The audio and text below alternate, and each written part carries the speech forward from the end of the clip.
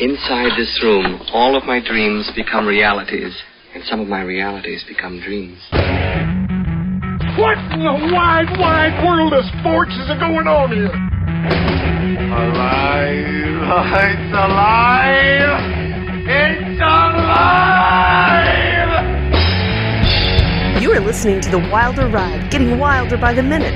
Here are your hosts, Alan Sanders and Walt Murray. And welcome back, everyone, to The Wilder Ride, where we are getting wilder by the minute, a podcast where we break down and celebrate the films of Gene Wilder 1 minute at a time. Our inaugural season, we are breaking down Young Frankenstein, and I'm your host, Alan Sanders. And I'm your co-host, Walt Murray. And joining us once again, someone who actually has far more prestige and fame than either one of us combined in this studio, Adam Boyer. Welcome back, Adam. Thank you. I'm the co-host now, right? That's right.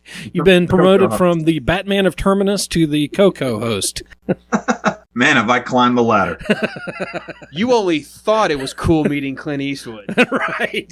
Mm-hmm. Adam, for folks who want to learn a little bit more about you, do you have an IMDb page? Can people learn about all the films and things you've been working on? They certainly can. I cleverly hid it under my name. Well, I will never be able to find it, I will tell you that. Damn it!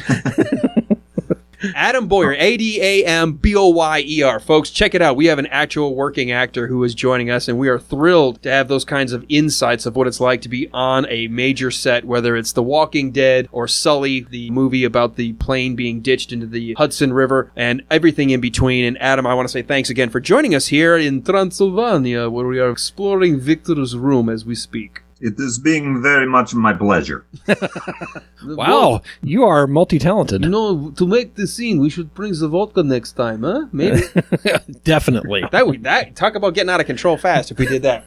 All right, well, we are in minute number 23, and minute 23 starts off with the leftover line. We didn't know exactly everything Gene Wilder was asking as we last left minute, but he wants to know about his grandfather's private library because the books on the shelf are pretty ordinary for any physician, and it ends with Frau Blucher stopping before, well, we'll just say she stops enticing the young doctor with ideas of what she might bring him. All right, so let's start off at the beginning of this scene, and Adam, I'll ask you as we roll through at the very beginning here. She doesn't want to answer the doctor's question. She pretends that there was no private library, but she's not making eye contact, and it's a two-shot where we see both of them, but they're almost doing that soap opera thing where they're both sort of looking in opposite directions, but we can see their faces where the camera's set up. So what does that tell you, or how does it inform the audience what's happening here from your perspective? It sounds like Brooks set it up that way to...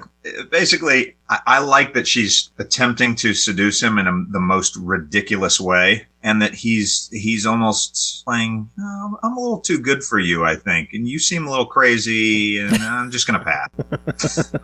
But if you don't mind, while I'm passing, could you please just tell me where the dang library is, the real one? Now, Walt, because you can see it in the studio here as well, do you get the sense right off the bat that she's keeping something from him? Oh, no doubt. No doubt. And he knows it. I mean, he knows it because he knows that his grandfather was working on reanimation and things that your normal everyday doctor does not work on. And, even points out that this library has the same books that any medical library would have. Where's the good stuff? Well, what I'm finding interesting about this particular shot, doing it as a two-shot, doing it where she's sort of looking off screen right. He starts off because he was on at the bookshelf, screen left, and then eventually turns around to look at her. This is the first time she doesn't want to make eye contact. I mean, she stared him down at the door. She stares him down with the candle. She stares him down on the staircase. And even coming into the room last minute, all of a sudden he asks about the private library. And she's like, I don't know what you're talking about. Yeah, she's not covering it very well.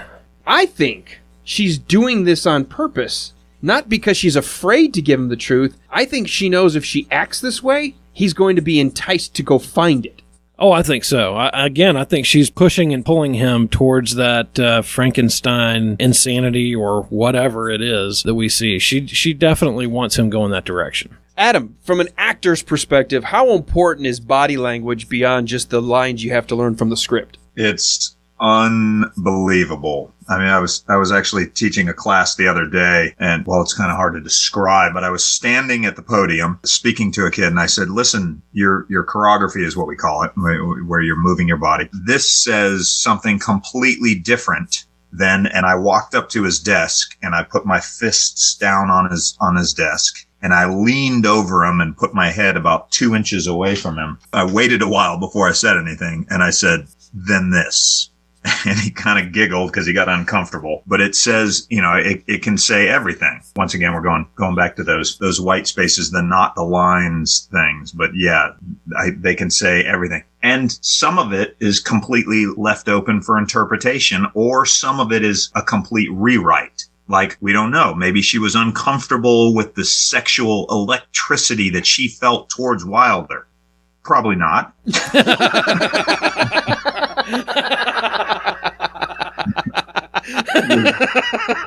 She's not a very good liar and just didn't want to look at him. Here's the thing, and going along with the whole body language, I think we can all relate to this. We don't need a single word from our wives when we walk into a room to know whether or not we must have messed up sometime earlier in the day. Agreed. That is absolutely true. And it doesn't even have to be the frown of the face. I walk in, and I know I've done something wrong when I realize it feels like a Dementor has come in and sucked the joy out of my life. I know exactly at that point, without a single word being said, she could have her back to me and gets ready to turn around, and I'm like, oh no.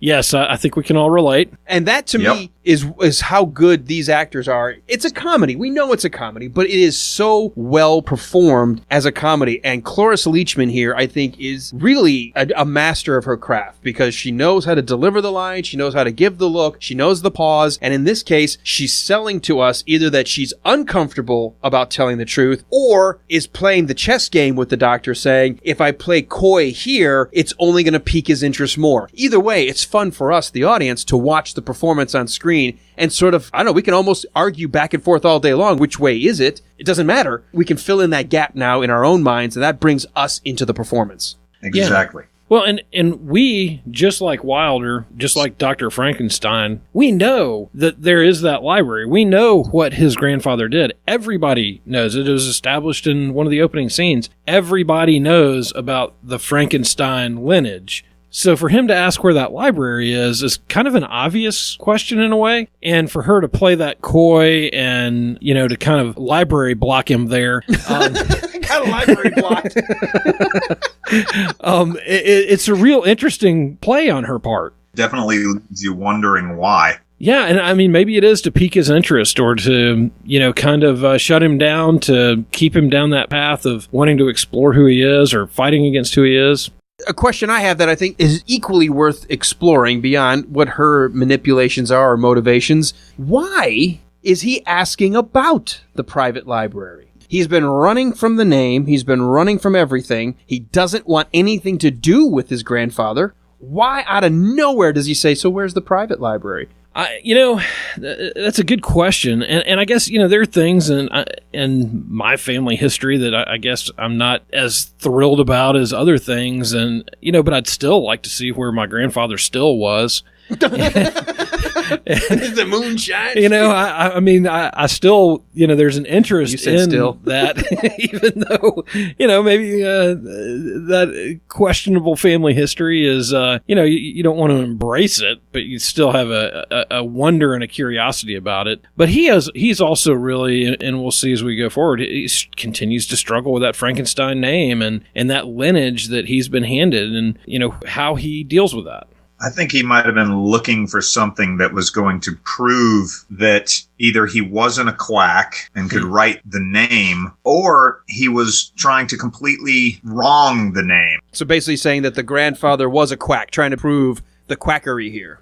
Exactly. Like, if I find this out and I show you, okay, this is why this wasn't going to work and this was wrong and this, and I know that because I'm the man.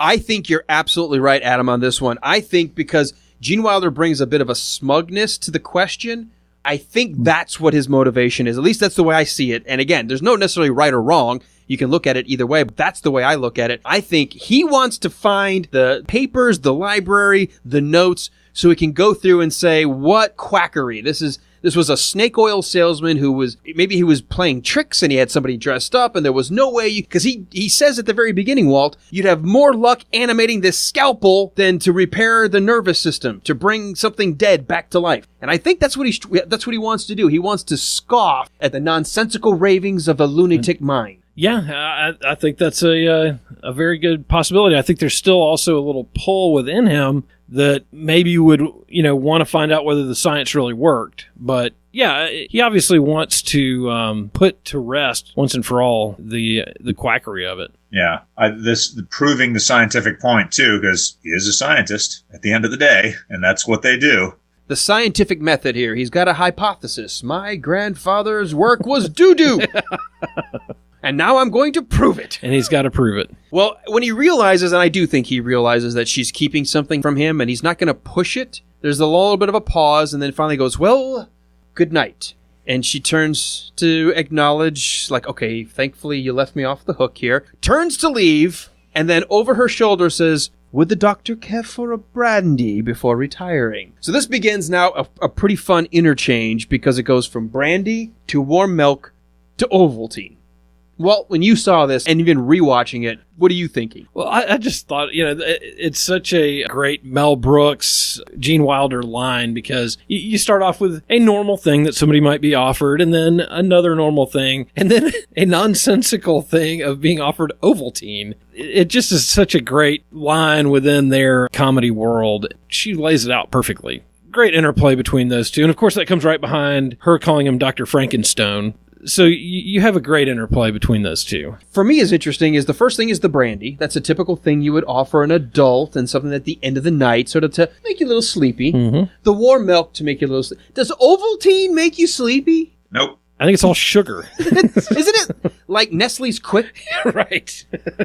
Like it's just powder to turn it into chocolate milk? Yeah, and I think she's just kind of like, is there anything I can get you? Just kind of throwing it out there. It's just and because now our minds have almost been transplanted in time, we feel, it almost seems like it's anachronistic. Like it doesn't, like it shouldn't exist in this time. In Transylvania, Ovaltine? It feels like I'm watching all of a sudden a television commercial, like they put an ad placement. Like, here, product placement, here we go. This movie brought to you also by Ovaltine. Well, I wondered about that, too. If it was something that was thrown in, it doesn't seem like an ad, but it could be. It wasn't product placement or not. There's no other product placement, so... I mean, no matter what, it's jarring. Because it doesn't feel like it belongs in the script. It's something like thrown completely out of left field. I was going to make a joke about it being the birth of product placement. I mean, legitimately, if they were going to use it as product placement, it would have been funnier to just go from brandy to Ovaltine. Because it would have been a funnier jump and a more ridiculous jump, I think. Yeah, and it is a ridiculous jump. Although, when you think about it, the warm milk, well, maybe you don't like just plain milk. Would you like Ovaltine instead? Because Ovaltine was supposed to get kids to drink milk, right? It's good for you. Well, I don't like the taste of milk. Well, try Ovaltine. Yeah, try filling it full of sugar. They made it sound like it was vitamins and stuff, and basically it's just chocolate. Just garbage. Adam, how hard is it to deliver a line like that? I don't know if you've been in anything where you had to deliver a comedy line like that, but how hard is it to deliver a line in a serious way that you know is a joke? I love doing that. I have no issues doing that whatsoever. I struggle more getting tickled when somebody does it to me. Like when my scene partner, I did a TV show pilot called Contractors that I actually wrote. And my buddy Ralph Price and I did the scene, and we did this scene, I don't know how many times. And when I wrote it, I thought there's certain things that are funny and then certain things that I didn't really think about. This was one of the more innocuous lines. And every single time he did it, he made it so important, so significant that I had to turn away from either camera or people. I probably did that scene with him a couple hundred times, sometimes in anticipation of that line. Like 2 lines earlier, I'd be thinking, oh no, he's going to say that line. I bet he was ready to kill you by the time you got it done. No, he thought it was funny. He enjoyed it. It's like, oh, I get to make him laugh. Here it comes. Well, isn't it sort of like when you're told to stop laughing in church because it's the inappropriate place? The more you know you're not supposed to, it makes it worse. Yeah, it makes you giddy. That happened to me this week at church, and I still have the bruise on my ribs from Amy's elbow. It's always good to laugh in church, right? It is. And when a kid starts acting up and his parents are losing it, I can't help. I love now seeing the struggles of other parents with younger children. That's exactly what was going on. I was like, yeah, I remember those days. Now my struggles are, how am I affording 3 people in college at once? Ooh. I got a question for you, Adam. We talked jokingly that maybe this is one of our first early product placements in a movie. Have you been in a film or a television show where you've got to either keep the label away from the screen or toward the screen, depending on whether that person can be represented in the movie? Oh, yeah. All the time. Commercials, obviously. My thing is like doing commercials and you don't want to cover it with your hands. So any kind of drink and you're trying not to cover the label, and I got pretty big mitts. It becomes a little, okay, well, you got to drink it like that. It was always easier in a movie when they want you to cover the label and I can just palm it. I don't believe I've ever had to have a line or anything in something that had anything to do with the product. You know, like, oh, yeah, go buy Bitcoin. Well, when you were filming Sully, though, you said you were in a bar, you played like a drunk. Did you have to keep the label, again, hidden, or did it matter, or did they not care? I was actually a liquor drinker in that, so I think they put some water in my splash of water, if you will, in my drink. Yeah, and you were buying a drink for Sully, if I remember right. Yeah, I think so. I would hope you know. You probably better than I do. I just kind of remember laughing mostly at the fact that the accent was so different from what I knew you to have. It was definitely shocking, and I didn't expect to see you in the movie. So I'm laughing, and of course everybody's looking at me like I'm an idiot, which I'm kind of used to. But I was like, no, I know the actor, and it caught me off guard. Yeah, I was using a Southie dialect, which is one I pull out not too terribly often, but I do like it. Whenever you're doing like your reenactment of Matt Damon and how about them apples? That's actually, that movie took place right around where I was born, in Watertown. Oh, so you know the accent pretty well then. The Boston dialect, yeah, it's one of my go-tos. I do most of the English-based dialects, Scottish, English, Irish, Australian, those things I can pull out pretty quickly. Well, it's kind of an interesting transition here because in looking at this film, several of the actors who had to use an accent, Inga, for example, Terry Garr patterned her character after a hairdresser that she knew. Do you find yourself doing that a lot? I go purely, I guess, on the dialect. I don't usually model things after a person, just kind of create a character from scratch, I guess, if you will. I think I personally, and this is, I mean, people are amazing at that do that. Johnny Depp doing his Pirates of the Caribbean thing and being Keith Richards and Pepe Le Pew, I think is absolutely brilliant. But for me, it's easier for me to start with the dialect and then add other flavors to it. I have found I am definitely not one of those people who's brilliant right out of the gate. So if I layer my work over and over and add a bunch of different spices to it, eventually I can get somewhere closer. Well, there you are, folks. If you are just now listening through the first couple of weeks here of The Wilder Ride, keep listening because brilliance is eventually going to happen. We are so close. We are on the cusp. On the track of brilliance. Boom, and you're welcome. All right, well, we end this minute with him basically trying to get Frau Blucher to leave. So we'll bring this minute 23, I think, to a close unless there's something else we need to talk about. Walt, I'll go to you first this time. Anything we missed? Well, the only thing I was going to mention about this minute is when he finally says no to Ovaltine, she really does have a look of rejection on her face. And it caught my attention when I was watching this minute again. And so it does kind of add an interesting layer to this relationship between those two characters, that she really does care what Frederick thinks. As the movie goes along again, I'm going to have to pay more attention to the interaction between those two characters than I have in the past. Do you think, because obviously she's so much older than him, but, I mean, they're both adults. Mm-hmm. Do you think she's sort of reliving Victor in her mind when she's talking to him and some of that's bleeding through?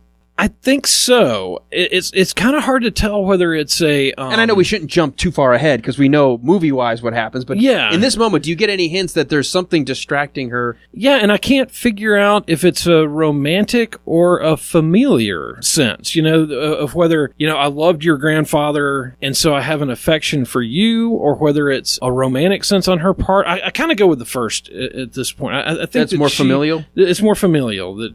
she has an affection for him, but also there's probably a sense of, she loved Victor, so she loved Victor's work. And she's hoping that the grandson now will come and pick that work up and move forward with it. Adam, what about you? Oh, I wanted to go back actually to the loss is what we call it where I studied. When he refuses the Ovaltine and she just takes a huge loss on that. I love that moment because I know what she wants me to think, which is that his opinion is very important to her. But I don't know if she's taking that as a personal loss or if she's basically just trying to tell us something that, sending us a red herring, if you will. And I don't know that any one of us talking about it this way, if it's right or wrong, because we're still going to discover as we move along minute to minute. But I think what we all recognize is Cloris Leachman giving us, through her performance of Frau Blucher, there's something more than just your two-dimensional stock character of the housemaid or the caretaker or whatever her role is. There's another level to her that we are being slowly given glimpses to with her nonverbal actions as well as her verbal that I think keeps her a very interesting character. Absolutely. And there's more and more depth to these characters that I keep uncovering as we're going through each of these minutes. Adam, anything else you have for this minute before we wrap up? I think that about did it for me.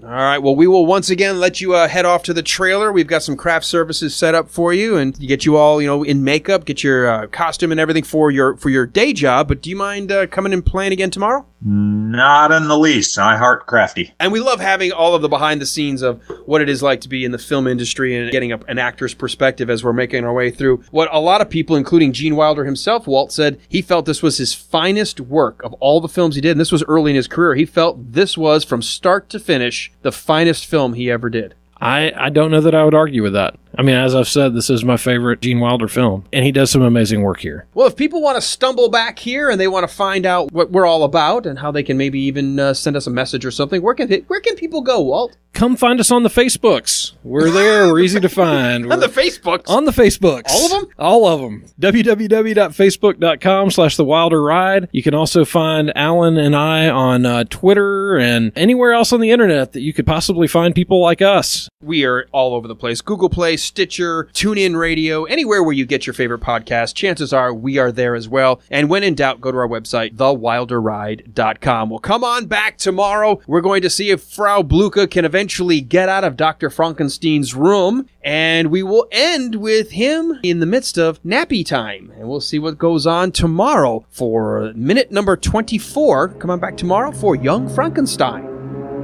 Frankenstone. Wait, what? Steam.